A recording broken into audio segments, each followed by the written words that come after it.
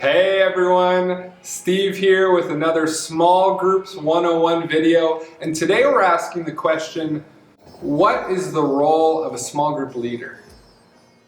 I've got 5 simple steps to making a great small group leader, and here we go. Number 1, make people feel welcome. The exact same way that you would make people feel welcome at a dinner party. Think about the atmosphere, think about the environment, think about how people are greeted at the door. Think about all of the ways that you would put a little bit more attention to detail into a dinner party or a Christmas celebration.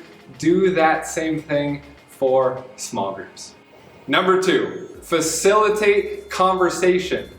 This is important, okay? We are all about in small groups, circles are better than rows. And facilitating conversation will always be teaching. Our goal as small group leaders isn't to be an expert, it isn't to give all the right answers, it's actually to ask the right questions. Okay, a simple rule of thumb that I always ask myself, have I talked for more than 1/3 of the small group time? If I'm talking more than that, then that means I am missing out on other people's voices. Facilitating conversation always trumps teaching. Number 3, leaders set the culture. Okay? It is your job in your small group to set the tone, to set the culture, set the atmosphere, and you do that just by leading by example, okay? How you want your group to look is how you reflect it to your group.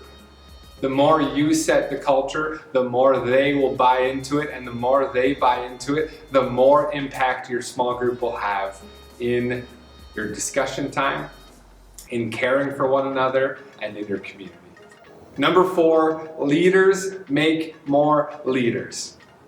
As you're leading your small group, it's important to be thinking about your members and thinking about their potential. Remember the group end date. At some point, your group, once they're done gathering, you're going to be scattering, and we want you to be thinking about who could be that next leader that is going to make a difference for God's kingdom.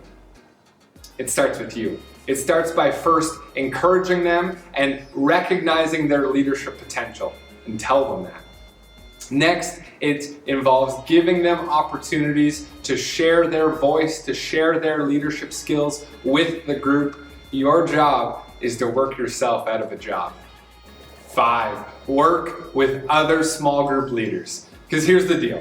You are not alone in this mission. We are all working together so that our small group members are cared for, so that we are all growing in our relationship with Jesus, and we have the ability to make a difference in our community. And so every week you're going to hear a really short and sweet email from myself and from your other small group leaders to remind each of us that we are not alone in this, that we can celebrate our victories together, that we can work through our disappointments together, and that we can be unified on the same mission.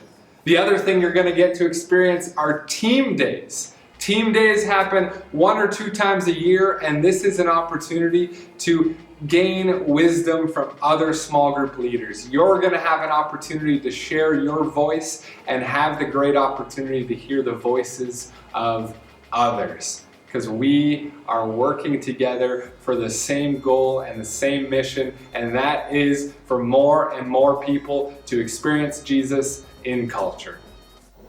Small Groups 101.